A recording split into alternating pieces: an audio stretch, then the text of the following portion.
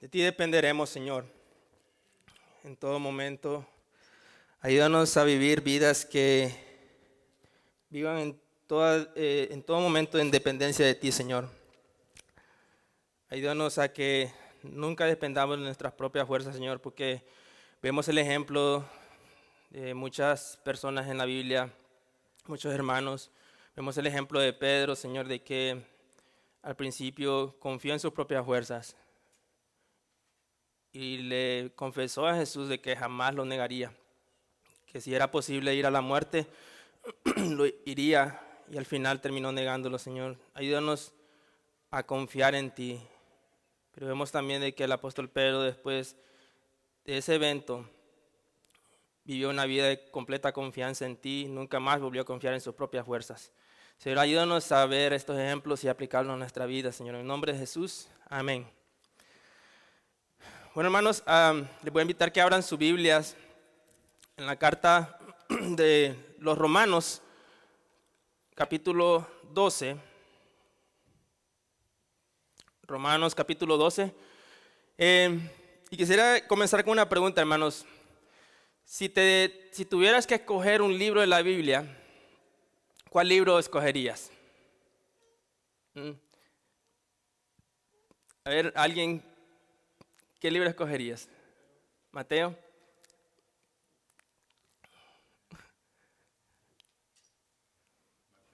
Mateo, Mana. Salmos. Ok. Si me preguntaras a mí y me hicieran la misma pregunta a mí, ¿qué libro escogería de la Biblia? Creo que sin duda, mis hermanos, escogería el libro de los Romanos, la carta a los Romanos. Y les voy a decir las razones por qué. En la carta a los Romanos encontramos toda la Biblia resumida, de principio a fin, literalmente. En los Romanos encontramos acerca de la creación. En el capítulo 1 encontramos acerca de la rebelión del ser humano. Encontramos acerca de la redención que Dios hace a esos seres humanos. Encontramos el estado final de esos seres humanos, de la glorificación. Nos enseña acerca de nuestros deberes como cristianos para la sociedad, para con nuestros hermanos, para con los débiles en la fe. Literalmente está todo en la carta de los Romanos. Pero sabemos, mis hermanos, que toda la Biblia es útil y para redarguir, para corregir injusticia. Amén. Así que ahora les voy a invitar que abran su Biblia, como les dije, en Romanos 12. Vamos a leer el versículo 1. Romanos 12:1 dice: así que, hermanos, os ruego por la misericordia de Dios que presentéis vuestros cuerpos en sacrificio vivo, santo, agradable a Dios, que es vuestro culto racional. No sé si notaron en este versículo acerca de una palabra que resalta aquí, y esa es la misericordia de Dios. ¿Cuáles son las misericordias de Dios a las que el apóstol Pablo se refiere aquí? Bueno, son todas estas cosas, mis hermanos, que están antes del capítulo 12, desde el capítulo 1 hasta el capítulo 12. Y lo voy a resumir brevemente. En el capítulo 1 encontramos acerca de la culpabilidad del hombre. En el capítulo 1, el apóstol Pablo dice que la ira de Dios se revela contra toda injusticia y toda impiedad e injusticia de los hombres que detienen la verdad. O sea, los hombres decidieron rechazar toda la verdad de Dios, y dice que ellos hicieron dioses a sí mismos, de animales cuadrúpedos, de aves, de reptiles, y dice que la razón que hicieron eso es porque Dios los entregó a sus propios pensamientos. Y esto es algo terrible, mis hermanos, porque cuando Dios nos entrega a nuestros propios pensamientos, el hombre se vuelve irracional. Y por eso es que empieza a adorar cualquier otra cosa. Por eso es que inventan las personas muchas religiones, muchas cosas que no tienen sentido, como decir de que venimos del mono, o que nosotros somos parte de la naturaleza, que somos polvo de las estrellas. Ahora, ¿qué lo hace al hombre pensar así? La razón que lo hace pensar así es porque ellos deciden negar que Dios existe. Y cuando yo decido negar que Dios existe, entonces me vuelvo irracional. Toda nuestra racionalidad, mis hermanos, viene de Dios, no de nosotros mismos. Y en el capítulo 2 Eso es lo que habla el apóstol Pablo en el capítulo 1. En el capítulo 2 dice que como estos hombres se volvieron irracionales, como quisieron cambiar la gloria de Dios por cosas por cosas corruptibles como animales y toda clase de seres que ellos empezaron a adorar, dice que el juicio de Dios viene sobre estas personas. ¿Por qué? Porque decidieron deshonrar a Dios. En el capítulo 2 eso es lo que el apóstol Pablo habla. Ahora, en el capítulo 3 de Romanos, él habla acerca de que todas estas personas o todos los seres humanos rechazaron la gloria de Dios, entonces merecen el justo juicio de Dios. Y dice de que no hay ningún justo, ni aún uno. Todos nos hemos descarriado de los caminos de Dios. Y esto crea un problema, mis hermanos. ¿Cuál es el problema? ¿Cómo podemos ser justificados? Crea una pregunta también, ¿cómo podemos ser justificados? Y eso es lo que el apóstol Pablo habla de ello en el capítulo 4. Habla acerca del ejemplo de Abraham, que cómo llega el hombre a ser justificado. Y esa la única forma de que el hombre llegue a ser justificado es por medio de la fe, por medio de creer en que Dios es el que justifica al impío. Y toca un ejemplo el apóstol Pablo acerca de cómo fue que Abraham creyó. ¿Se acuerdan que cuando Dios le prometió un hijo a Abraham? Y Abraham le dijo, ¿cómo voy a saber de que esto será verdad? Entonces Dios le dice, sale y ve las estrellas del cielo, a ver si las puedes contar. Así será tu descendencia, dice, como las estrellas del cielo y como la arena en la orilla del mar. Y dice la Biblia que Abraham creyó y le fue contado por justicia. O sea, todos los que creemos, mis hermanos, en que Dios es el que nos justifica, el creer nos es contado por justicia. Ahora, en el capítulo 5 de Romanos, él toca el tema acerca de los resultados de la justificación. ¿Qué pasa cuando Dios nos justifica? ¿Cuál es la evidencia de que tenemos cuando somos justificados? Y es que pasamos de ser enemigos. ¿Acuerdas del estado que estábamos caídos, adorábamos imágenes, todo, incluso a nosotros mismos? Pasamos de ser enemigos de Dios ahora a tener paz para con Él por medio de nuestro Señor Jesucristo. Perdón.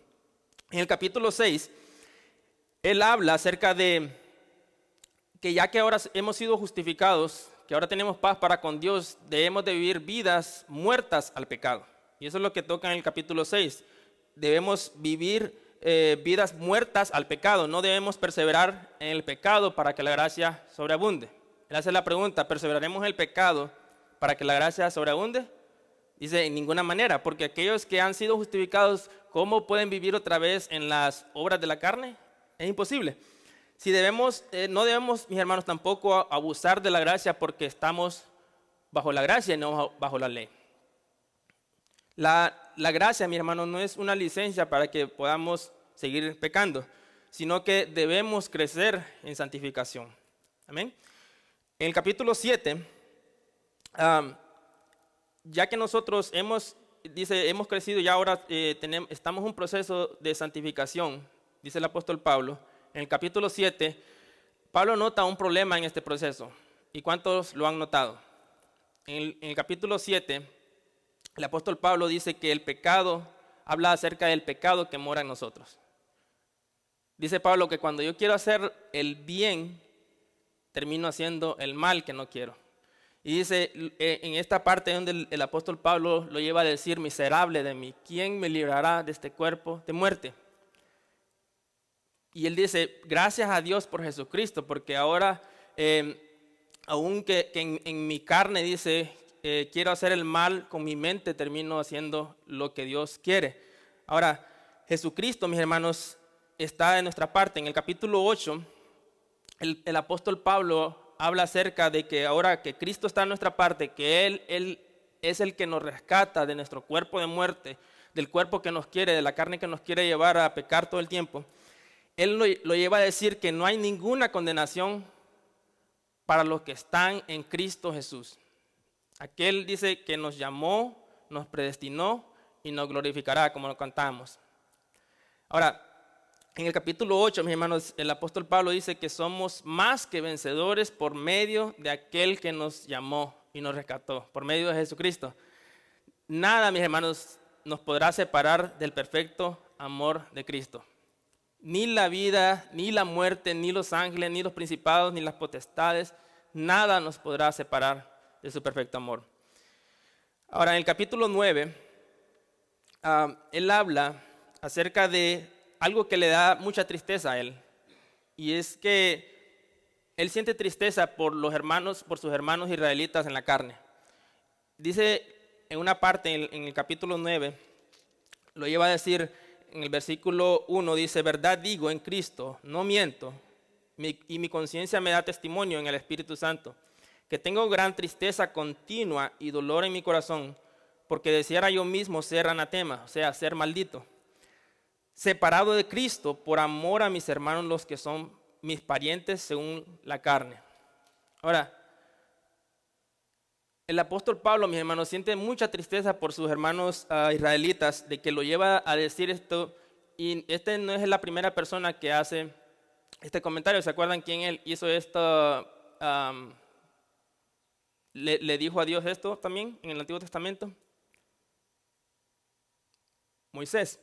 ¿Se acuerdan cuando en un dado tiempo los israelitas hicieron el becerro de oro y Dios le dijo a Moisés que los iba a exterminar, y Moisés se puso en medio y le dijo a Dios: si no los perdonas, quítame la vida a mí? O sea, esto es la misma actitud que el apóstol Pablo está teniendo aquí hablando acerca de sus hermanos en la carne, los israelitas.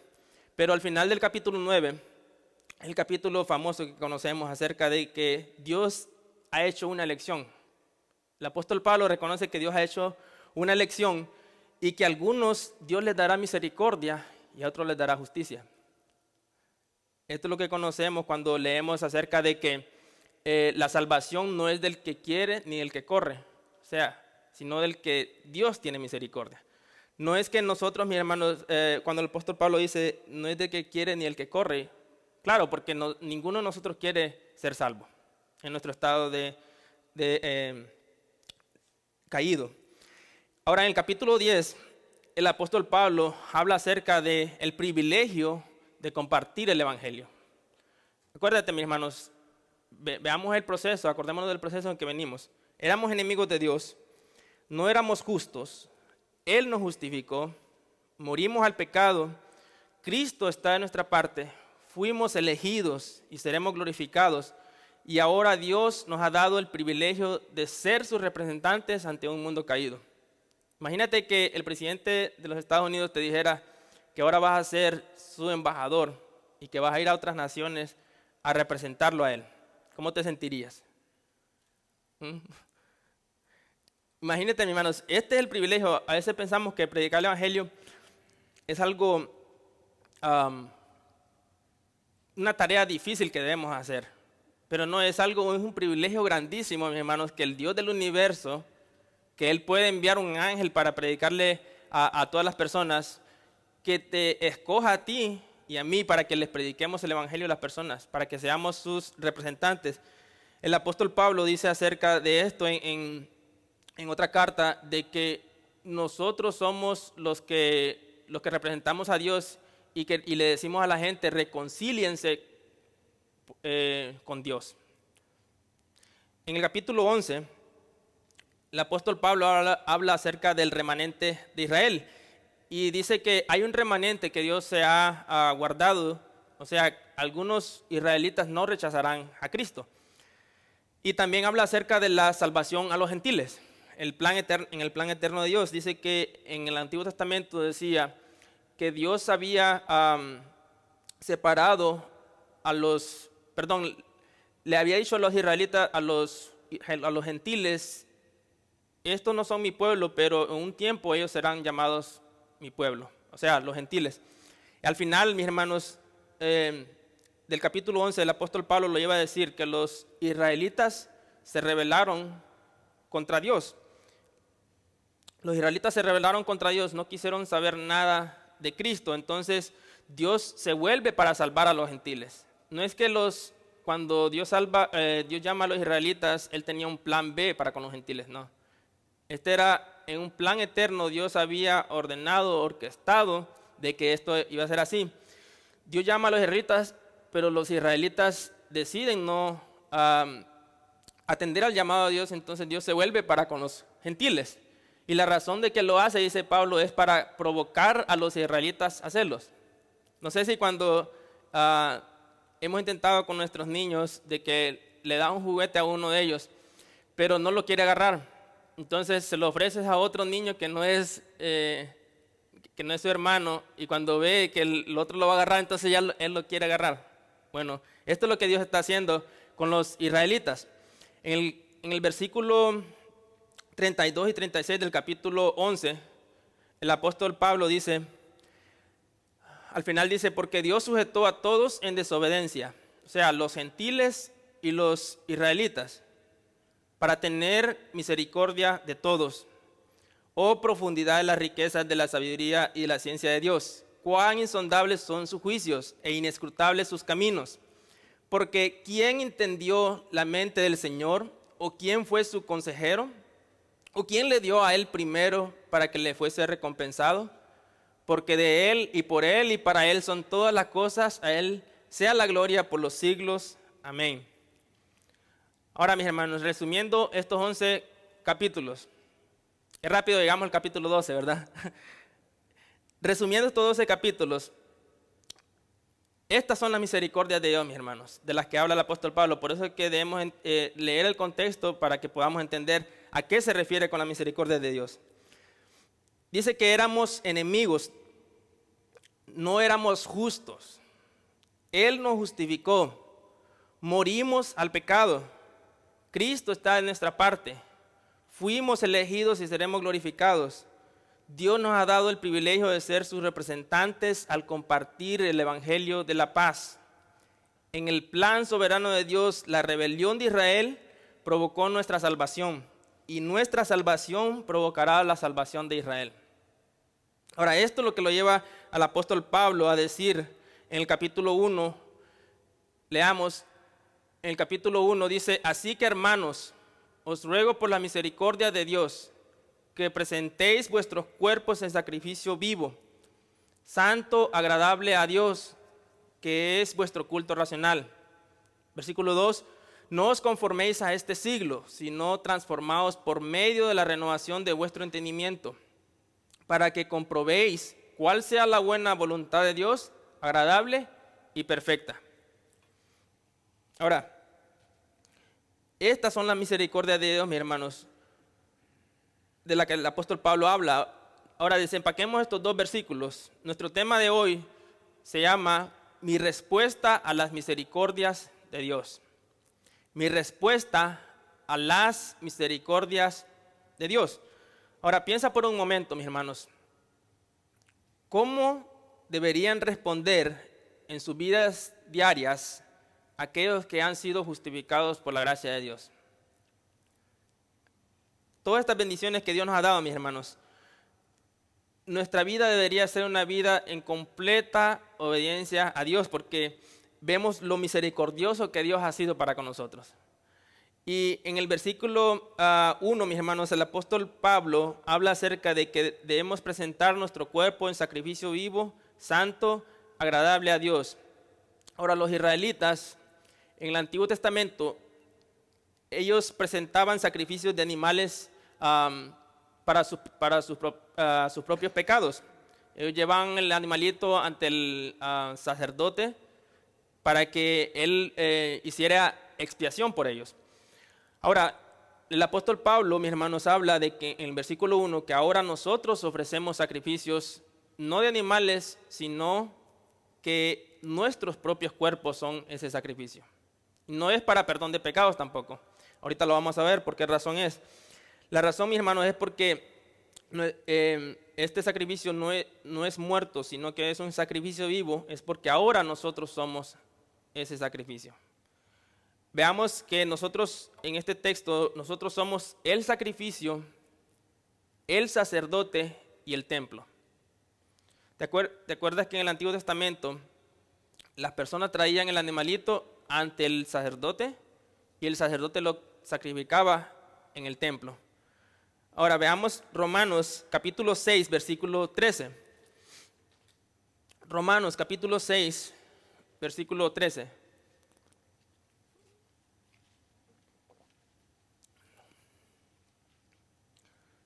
¿Lo tenemos? Dice, ni tampoco presentéis vuestros miembros al pecado como miembros de iniquidad, sino presentaos vosotros mismos como vivos de entre los muertos, a Dios como instrumentos de justicia, y vuestros miembros, a Dios como instrumentos de justicia. Ahora, mis hermanos, Pablo dice que todos nuestros miembros, nuestra mente, nuestros ojos, nuestros oídos, nuestras manos, nuestros pies, deben ser presentados ante Dios como sacrificio vivo. Aquí vemos que nosotros somos el sacrificio. Ahora, nosotros también somos el sacerdote. Primera de Pedro, capítulo 2, versículo 1. Vamos a Primera de Pedro, capítulo 2, versículo 1.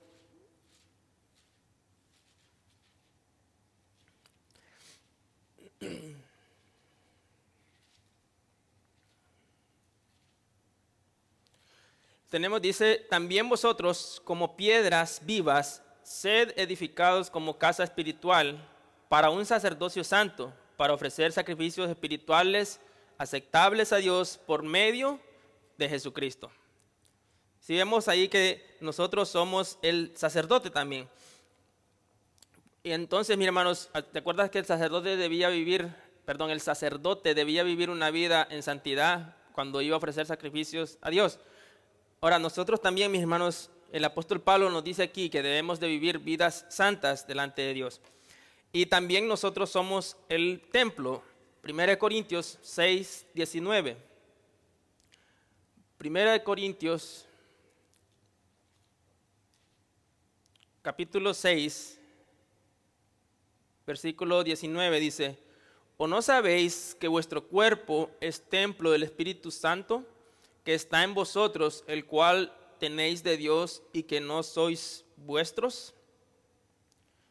Nosotros, mis hermanos, dice el apóstol Pablo aquí, que nosotros somos el templo de Dios. Ahora, ¿cómo era o cómo los sacerdotes se presentaban ante el templo? ¿Quién era el único que podía entrar al templo en los tiempos en el Antiguo Testamento? El sacerdote. Ahora, imagínate esto, mis hermanos, cada vez que vayamos a pecar, piensa en esto. Si Jesús estuviera a mi lado, ¿haríamos ese pecado que queremos hacer? Si Jesús estuviera al lado de nosotros, ¿haríamos lo que queremos hacer? No. Ahora, hay una razón más grande, mis hermanos. Jesús no solamente está a nuestro lado, Jesús está dentro de nosotros. Y si somos el templo, debemos de vivir vidas, mis hermanos, que agraden su nombre, que vidas en reverencia ante Dios. Ahora, al final del versículo 1, el apóstol dice de que hay un culto racional. Ahora, ¿qué es este culto racional? El culto racional se puede traducir como adoración espiritual. O sea, si el Hijo de Dios, mis hermanos, ha muerto por mí, entonces lo menos que yo pueda hacer es vivir para Él. Imagínate que Dios mismo vino a morir por nosotros. Lo menos, mis hermanos, que podamos hacer nosotros es vivir para Él. Si Jesucristo es Dios y murió por mí, entonces ningún sacrificio de mi parte para Él puede ser demasiado grande. ¿Qué sacrificio de nuestra parte puede ser más grande que lo que Él hizo por nosotros? Ninguno, ¿verdad? Ahora, si mi vida, mis hermanos, no es una vida de entrega total, entonces no es un culto racional, sino que es irracional. Si no estamos viviendo vidas que agradan su nombre, mis hermanos, nuestro culto no es un culto racional, sino irracional. Veamos en Efesios capítulo 4, versículo 1. Efesios capítulo 4, versículo 1.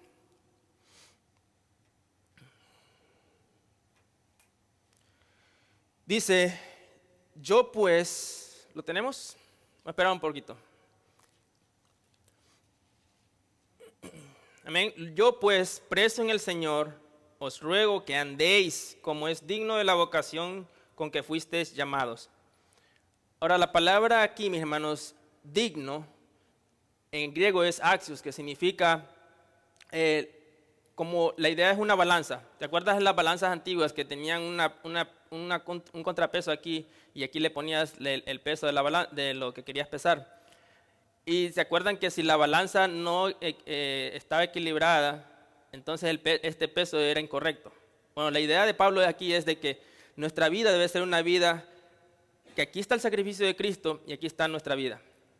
Si nuestra vida no equivale o no está al mismo nivel de la vida de la santidad de la que vivió Cristo, entonces no estamos viviendo vidas rectas delante de Dios. No estamos teniendo un culto racional, sino un culto irracional. Y la palabra que andéis, eso significa una manera de vivir, una forma de vivir, una forma en la que todo el tiempo somos santos, o sea, vivimos apartados. ¿Se acuerdan que el apóstol Pablo dijo también, Pedro, de que toda nuestra manera de vivir debe ser una vida en santidad? Sean santos porque Él es santo. Ahora, habiendo presentado mi cuerpo, mis hermanos, como sacrificio vivo, santo, agradable a Dios, que es nuestro culto racional, o sea, todos nuestros miembros presentados ante Dios, el apóstol Pablo da otra instrucción en el capítulo 2 del versículo 12. Y esta es, mis hermanos, que no nos debemos conformar a este siglo. O sea, a esta era, a este sistema de vida que nos rodea. La idea, mis hermanos, es de un molde. Y el ejemplo, mis hermanos, les quisiera dar un ejemplo acerca de cómo cuando echas mezcla de cemento en un molde. ¿Qué sale después cuando sacas ese molde? Una figura exacta al molde, ¿verdad? Entonces Pablo dice, no te conformes a lo que este mundo quiere hacerte que te conformes. El mundo tiene su modelo, tiene su molde y nos quiere, mis hermanos, todo el tiempo que estemos en ese molde para que nos parezcamos a él. ¿Por qué? Porque si el mundo logra de que nosotros entremos en ese molde, entonces vamos a ser igual al mundo. Y el apóstol Pablo dice, no se amolden o no se conformen a este mundo. El mundo, mis hermanos, siempre buscará moldearnos a su manera de pensar. Este sistema está gobernado por Satanás porque dice que él es el príncipe de este mundo. ¿Se acuerda que Adán y Eva cuando pecaron, ellos le entregaron la autoridad a Satanás para que él gobernara en lugar de ellos, que la autoridad que Dios le había dado?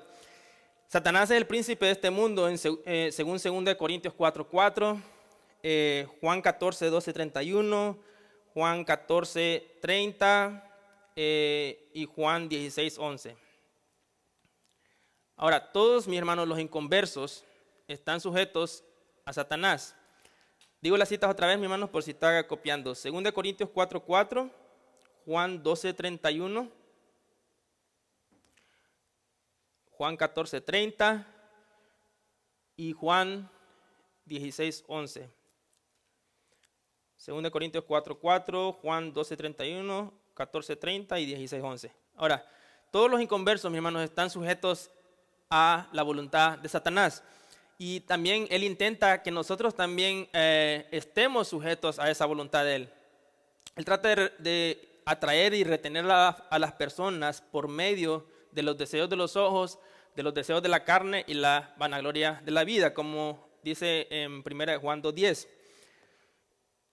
Ahora, el sistema de este mundo, mis hermanos, siempre, como les dije, siempre nos querrá moldear a su imagen.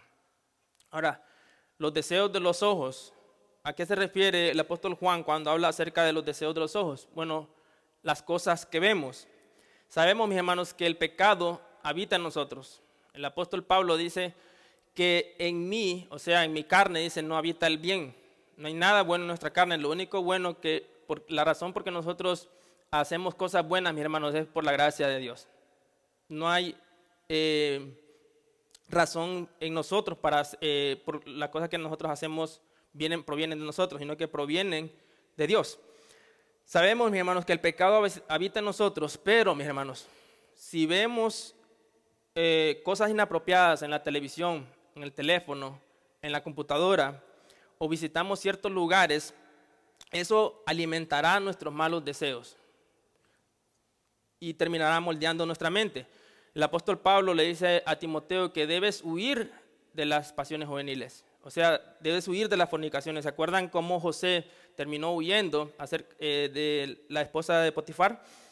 Bueno, nuestra vista, mis hermanos, nuestros sentidos alimentan, o la forma como la carne se alimenta es por nuestros sentidos, por lo que vemos, por lo que oímos, por lo que hacemos. Prueba de eso, vemos a Eva. Eva vio, fue tentada y pecó. Acán, ¿se acuerda de Acán? Acán vio, fue tentado y pecó. David vio, fue tentado con Betsabé y pecó. Ahora, muchos cristianos, Jonathan Edwards dice, muchos cristianos tientan al diablo para que los tiente a ellos haciendo provisión para la carne que dicen odiar. Romanos, mis hermanos, 13:14 dice que nos debemos de vestir de Jesucristo.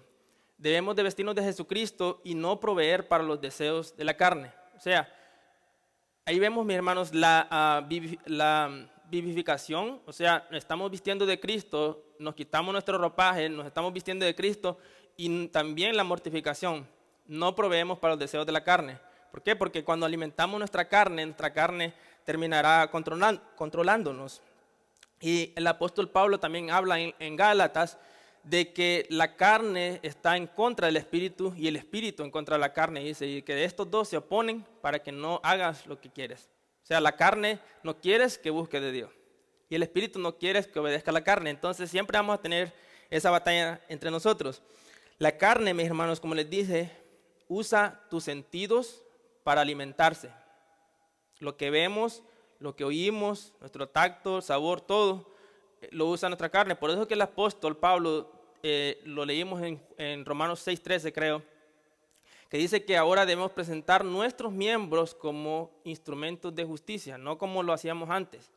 ¿Okay? Debemos de presentar nuestros miembros como instrumentos de justicia. Ahora, número 2, mis hermanos, los deseos de la carne. Primero vimos los deseos de los ojos, ahora los deseos de la carne. Estos son pecados sexuales y cosas materiales que nos traen placer. Ahora, la mercadotecnia, mis hermanos, en los anuncios de la televisión, ¿qué es lo que nos vende el mundo? Se ven cosas agradables, ¿verdad? Para que nosotros vayamos y compremos. Ahora, ¿por qué? ¿Cómo hacen ellos para que nosotros caigamos en la trampa? Poner todo bonito, ¿verdad? Porque saben que por nuestra vista, mis hermanos, por nuestra vista entrará ese deseo que ya está en nosotros también. En nosotros está la inclinación hacia el pecado en todo tiempo. Y por medio de lo que vemos, mis hermanos, el sistema de este mundo sabe de que vamos a caer y lo ponen atractivo para que, wow, yo quiero eso también. Entonces, el apóstol Juan dice que debemos evitar los deseos de la carne. O sea, lo que les dije, los pecados sexuales y cosas materiales que nos traen placer. Mis hermanos, nunca ninguna cosa material nos va a traer el placer que nos trae lo que Dios nos da. Ahora, las cosas materiales no es que son pecado en sí mismo, mis hermanos, pero el pecado es que nosotros queramos depender de esas cosas. Que nosotros queramos sentirnos bien por lo que tenemos y no por lo que somos en Cristo. Y número 3, la vanagloria de la vida, o sea, el orgullo por un estatus social. ¿Cuántos han escuchado ese proverbio? Tanto tienes, tanto vales. Sí, a que se lo saben. Ahora, el mundo, mis hermanos, nos quiere tratar de atrapar en eso, acerca de que si no traes el último iPhone, estás perdido. Si no traes la ropa de marca, estás perdido. Si no estás a la moda. Si no tienes los zapatos que están a la moda, estás mal. Dice, si no traes la camisa polo, la que dice US Polo, esa no es la original, la del caballito es la original. ¿Ah? Ahora, mis hermanos, la vanagloria de la vida, mis hermanos, el mundo nos trata de atrapar en ese sistema. De que nos endeudamos para vivir vidas que no podemos financiar. Y yo lo digo por mí mismo. Yo me iba de vacaciones, mis hermanos, ah, vacaciones vacaciones caras en las que quería demostrarle a los demás algo que yo no era. Y después, durante todo el año, estar endeudado y frustrado porque tenía que estar pagando una deuda que no podía financiar. Ahora, esto es lo que el mundo, mis hermanos, nos trata de vender. Endeúdate ahorita y ahí lo puedes pagar después. Ahora, pero ¿qué es lo que Dios quiere? Dios dice, no te amoldes a lo que el mundo piensa. Yo tengo un amigo en el trabajo que en 3 vacaciones se endeudó con $22,000. Pero imagínate, ahora dice que tiene que trabajar sus 7 días de la semana para poder pagar esa tarjeta de crédito. Ahora, este es un incrédulo. Pero nosotros, mis hermanos, dice Pablo, no se amolden como lo hacen los incrédulos. William MacDonald dice, mis hermanos, en su comentario acerca de este versículo, el mundo tiene su propia política, arte, música, religión, diversiones y estilos de vida, y trata de conseguir que cada uno se amolde a su cultura y costumbres. El mundo odia a los inconformistas como Cristo y sus seguidores. El mundo, mis hermanos, cuando tú no haces lo que ellos quieren o lo que ellos piensan que es correcto, entonces te van a ver como un bicho raro. Y eso es lo que debemos ser, mis hermanos. Nuestra ciudadanía, dice Pablo, no es de este mundo. O sea, ahora, ¿estoy diciendo que comprarte cosas o irte de vacaciones es malo? No. El pecado es endeudarme cuando no tengo el dinero. Mis hermanos, a veces pensamos que hay deudas que son válidas, como por ejemplo agarrar una casa, es algo necesario. Comprarte un carro es algo necesario. Pero irte de vacaciones, porque no te puedas ir de vacaciones, no se va a terminar el fin del mundo. ¿Sí? No va a venir el fin del mundo porque te vayas de vacaciones. Si Dios quiere, mis hermanos, Él mismo te va a proveer para que te puedas ir de vacaciones sin endeudarte, porque Dios no quiere que vivas en esclavitud. Dios no quiere que nosotros vivamos en esclavitud, frustrados porque no podamos pagar una deuda. Y la otra cosa es que Santiago también dice en su carta de que cuando nosotros pensamos en el futuro como algo que nos pertenece a nosotros, estamos siendo arrogantes. Yo digo, me voy de vacaciones, pero voy a estar al tanto tiempo, a un año, voy a poder pagar esa deuda. Ahora la pregunta es, ¿quién te dijo que vas a vivir un año? Eso es lo que dice Santiago, mis hermanos, que nuestra vida es como neblina. Ahora, nosotros debemos de vivir, mis hermanos, vidas, ¿cómo se llaman los que pueden administrar bien su dinero? Se me va la palabra.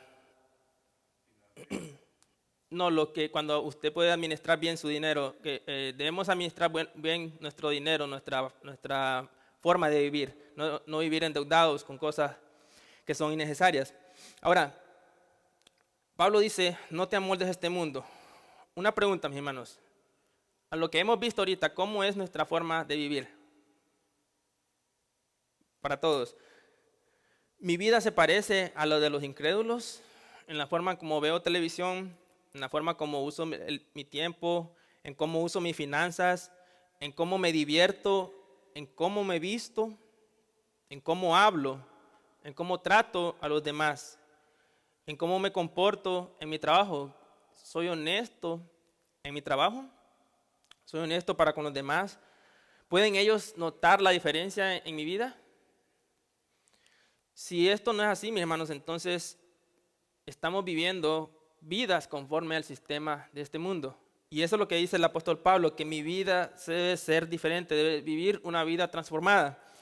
William MacDonald otra vez dice, Cristo murió para liberarnos de este mundo. El mundo ha sido crucificado para nosotros y nosotros hemos sido crucificados al mundo.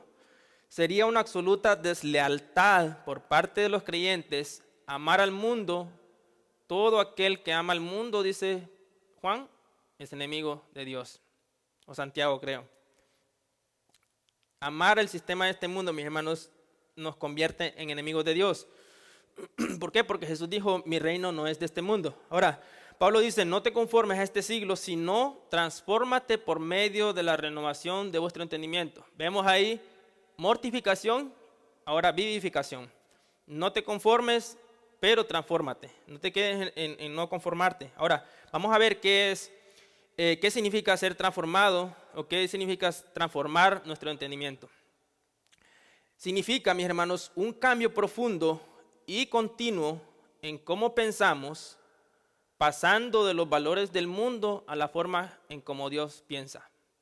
Ser transformado significa un cambio profundo y continuo en cómo pensamos, pasando de los valores de este mundo, lo que este mundo valora, a lo que Dios valora.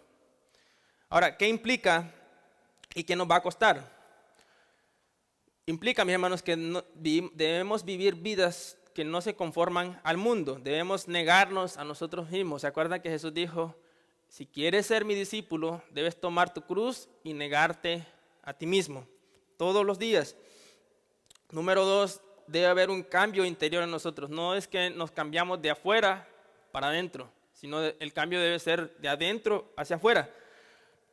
Y debemos también alinearnos, mis hermanos, con Dios. Todo lo que haga debe estar alineado a la verdad de Dios. ¿Y cómo encontramos la verdad de Dios? En su palabra. Estudiando su palabra, mis hermanos, podemos encontrar la verdad de Dios. El otro punto es de que esta transformación o esta renovación de nuestro entendimiento debe ser un proceso continuo. No es algo de que ayer me transformé mi mente un poquito para que el domingo vengo bien transformado. Y luego el lunes me transformo otra vez y el martes me empiezo a transformar un poquito para el miércoles venir bien transformado. No somos transformers. Los transformers se transforman en carros y en robots. Pero nosotros, mis hermanos, nuestra transformación debe ser todos los días. Es una maratón hasta que Cristo venga. Ahora, ¿cómo se logra esta transformación? ¿Recuerdan? No se conformen a esta era, pero estudia, reflexiona y aplica. Estudiar la palabra de Dios, mis hermanos. Debemos estudiar la palabra de Dios, no solo leerla, sino que debemos profundizar en la palabra de Dios. Nuestra transformación, mis hermanos, va a venir del estudio que hagamos para con la palabra de Dios. Luego, el segundo paso, debemos reflexionar en la palabra de Dios. Si no reflexionamos en lo que hemos estudiado, mis hermanos, y solo cerramos nuestra Biblia, entonces la transformación no va, o lo que leímos, perdón, no va a ser profundo en nuestras vidas. Y número 3 es que debemos aplicar lo que hemos reflexionado y lo que hemos estudiado. O sea, es un proceso.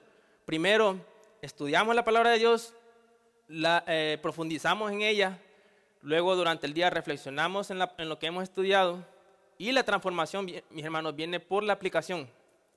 Si yo no aplico la palabra de Dios, lo que he estudiado, entonces mi vida no va a ser transformada. Y la otra es oración. Debemos de vivir vidas en oración. En todo momento, dice Pablo, que debemos orar. Orar, acuérdémonos que es platicar con Dios. Decirle lo que nos está pasando, alinear nuestros pensamientos a los pensamientos de Dios. Y como cuando, mis hermanos, hacemos lo que les dije acerca de estudio, reflexiona y aplica, cuando vivimos vidas de que se están alineadas a Dios, nuestra oración también va a estar alineada a Dios. ¿Por qué? Porque vamos a estar orando conforme a su voluntad. Y número 3 es que debemos ser conscientes de la presencia de Dios. Debemos saber, mis hermanos, que Dios es omnipresente y que Dios nos ve en todo momento. Y no solamente nos ve, sino que Él sabe lo que estamos pensando. Debemos siempre preguntarnos, ¿este pensamiento que tengo es algo puro o impuro? El apóstol Pablo en Filipenses dijo de que debemos de pensar en todo lo bueno, todo lo puro, dice, todo lo honesto, todo lo justo, en esto pensar. O sea, nuestra vida debe de ser todo el tiempo pensando en cosas que nos transformarán, mis hermanos. ¿Cómo se logra la transformación? Resumiendo otra vez, estudia, reflexiona, aplica la oración y ser consciente de la presencia de Dios. Ahora, la renovación de mi espíritu, mis hermanos, es una obra en sinergia con el Espíritu Santo. Y lo vemos en Filipenses 2:12 al 13. Veamos ahí a Filipenses 2:12 al 13.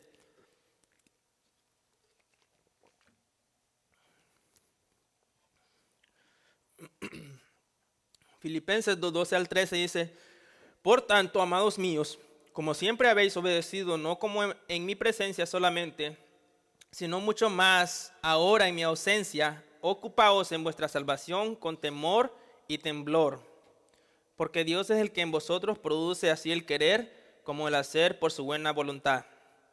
Es interesante lo que el apóstol Pablo dice aquí, mis hermanos, porque el apóstol Pablo, cuando escribió Filipenses, él estaba en prisión. Y él les dice a los hermanos de Filipos que así como siempre han obedecido cuando él estaba en presencia de ellos, dice, ahora mucho más en mi ausencia. O sea, él sabe, mis hermanos, que los cristianos, el apóstol Pablo sabía que los cristianos tienden a no obedecer cuando el pastor no está cerca. Eso nos pasa a todos. Ahora, pero esto pasaba en los tiempos antiguos, ahora no pasa eso. Los cristianos, mis hermanos, tienden a obedecer, lamentablemente, tienden a obedecer solamente cuando el pastor está cerca. Cuando el pastor no es el que nos va a juzgar, es Cristo. Dios, mis hermanos, debemos obedecer a Dios no porque, debemos obedecer lo que Dios dice no porque el pastor está o porque no está, sino porque sabemos de que a quien vamos a dar cuentas es a Dios.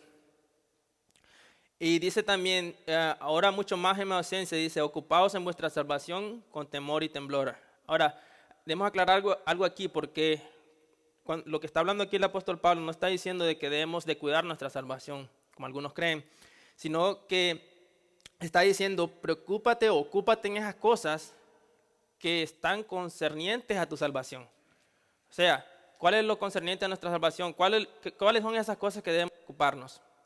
Nuestra santificación, todo lo que hemos visto ahorita en Romanos 12. Debemos preocuparnos, dice, ocuparnos en nuestra salvación.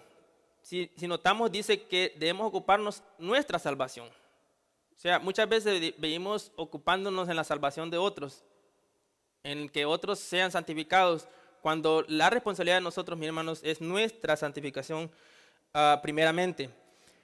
Y cuando estamos siendo transformados y estamos ocupando nuestra salvación, podemos ayudar a los hermanos que pasan debilidades. Y porque dice, y esta es la razón, dice, porque Dios es el que en vosotros produce el querer como el hacer. O sea, el deseo de que tú y yo nos querramos santificar proviene de Dios. Él es el que produce, dice, el querer como el hacer, por su buena voluntad. Su buena voluntad, mis hermanos, es buena, agradable y perfecta, como la leímos. Ahora, la renovación de mi entendimiento y el tuyo, mis hermanos, tiene una meta. No nos santificamos, mis hermanos, porque sin tener una meta enfrente. ¿Cuál es la meta? El versículo 12 de Romanos nos dice, comprobar cuál es la buena voluntad de Dios, agradable y perfecta.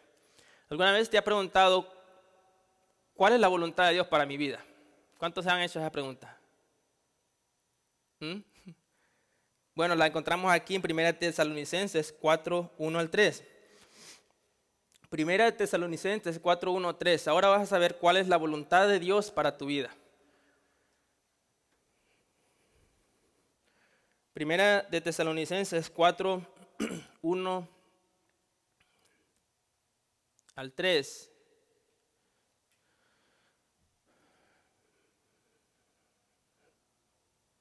Lo tenemos, dice, por lo demás, hermanos, os rogamos y os exhortamos en el Señor Jesús, que de la manera que aprendiste de nosotros, como os conviene conduciros y agradar a Dios, así abundéis más y más, porque ya sabéis qué instrucciones os dimos por el Señor Jesús. Pues la voluntad de Dios, esta es la voluntad de Dios, es vuestra santificación, que os apartéis de fornicación. Ahora, esta es la voluntad de Dios, mis hermanos, para nuestra vida, nuestra santificación. Ahora, la meta de Dios, mis hermanos, no es salvarme. La meta final de Dios, mis hermanos, no es salvarme. Es parte de sí, pero no es salvarme. Veamos en Romanos 8:29, ¿cuál es la meta de Dios para nosotros? ¿Por qué Dios nos salvó? Romanos 8:29.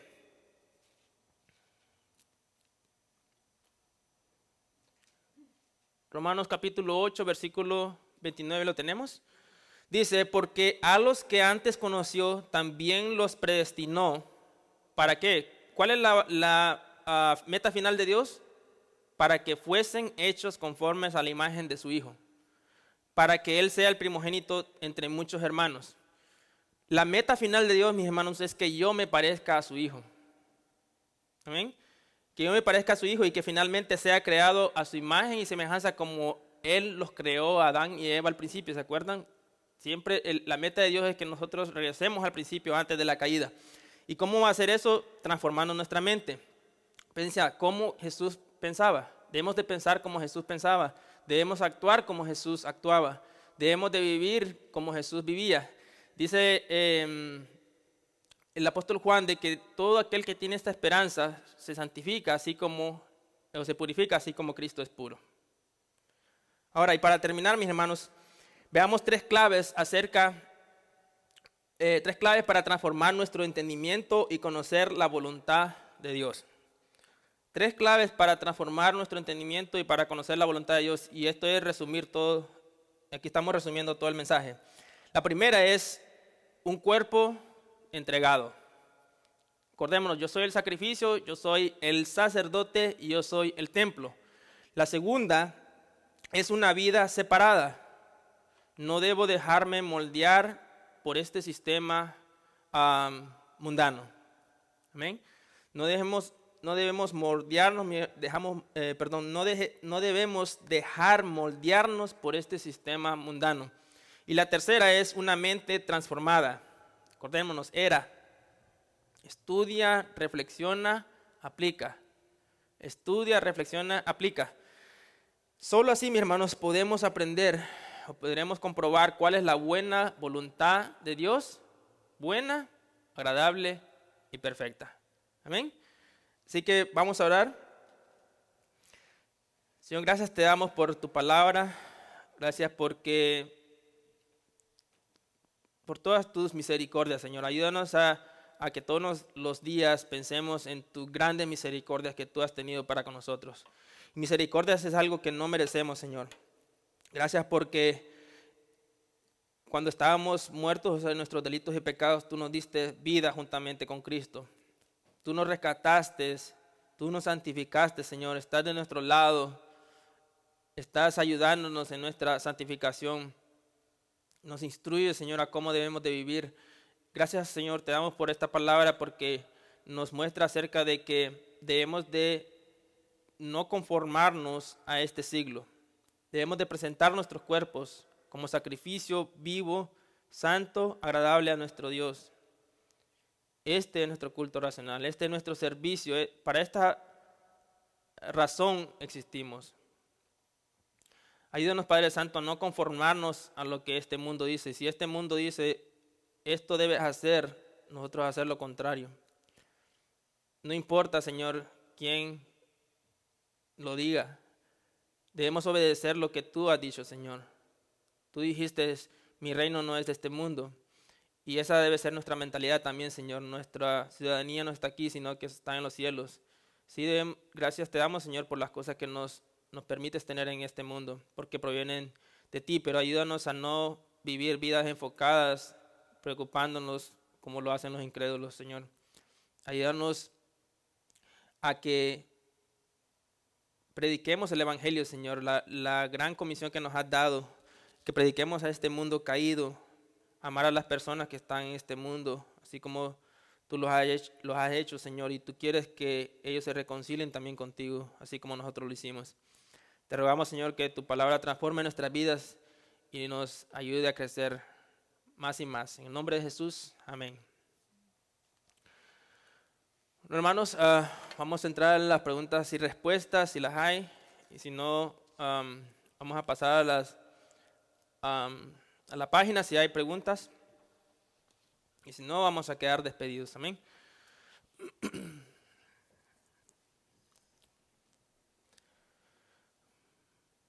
¿Preguntas? ¿No? Ok. ¿Sí, preguntas? Who's William McDonald? William MacDonald, he's a theologian from the past. I think he was a pastor also. He wrote a commentary. ¿Quién era William MacDonald? Es un comentario que de un hermano cristiano pastor, creo que era, del pasado. Yes? It's not a question, but it's just a comment towards the era. I don't know exactly if you touched on this because I was having issues with the translator. But when you're talking about the reflection, I was listening yesterday and it was talking about to like listen to a preaching that correlates to what you were studying that day. Mhm. And I thought that was really good to think about. Not just to be pondering that verse in your mind, but actually listen to something to go along with it because it can open you up to something else. Yeah, that's part of being going deeply in the Word of God. Reflection. Que la parte acerca de la reflexión que les dije acerca de la palabra era, o el acrónimo era, es de que debemos no solamente estudiar, sino que ella estaba leyendo un libro ayer acerca de que debemos de buscar predicaciones que nos ayuden o que hablen acerca de ese tema para que mientras el día estemos pensando acerca de eso. Solo así, mis hermanos, es la única forma que nuestra vida va a ser transformada. Si solo leemos la palabra de Dios, vamos a leer, y Jesús lloró. A ver qué significa que Jesús lloró. ¿Por qué razón Jesús lloró? Y ya nos cerramos la Biblia y imagínate, pasamos, ¿cuántas horas? ¿18 horas al día despiertos? ¿O cuántas horas pasamos despiertos al día? 15 horas. Son 24 horas del día. Dormimos 8 menos 24. Los que saben matemáticas, bueno. Pasamos más tiempo despiertos, mis hermanos, y leemos la Biblia por 2 minutos. Y todo ese tiempo nos olvidamos de la palabra de Dios. Imagínate todas las cosas que pasamos, todas las imágenes que vemos, todas las cosas que vemos afuera, todas las pruebas que pasamos con la gente, cómo nos responde. 1 minuto, mis hermanos, en la palabra de Dios no es suficiente. Entonces, por eso es que el apóstol Pablo dice, todo momento debemos de vivir en oración. ¿Por qué? Porque la oración, vivir en todo momento en oración, en conexión con Dios en todo momento, eso es lo que nos va a ayudar a que podamos responder como debemos de responder. Amén. Is there questions on that page? No? Ok. Bueno, entonces, mis hermanos, vamos a despedir la transmisión y le damos la gracia a los hermanos que vinieron también y a los que no pudieron también, que el Señor les bendiga donde estén. El miércoles regresamos al estudio de Josué, capítulo 12 creo. Y los despedimos, mis hermanos, que el Señor los bendiga y los vemos hasta la próxima.